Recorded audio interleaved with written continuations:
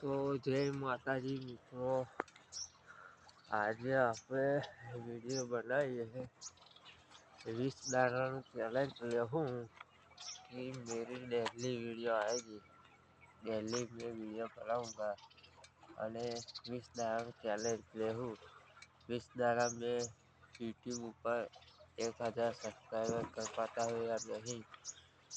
તો આજે આપણો પહેલો દિવસ એટલે આપણા બહુ વિડીયો બનાવતા નહીં આવતું, જેવી આવે એવી બનાવું.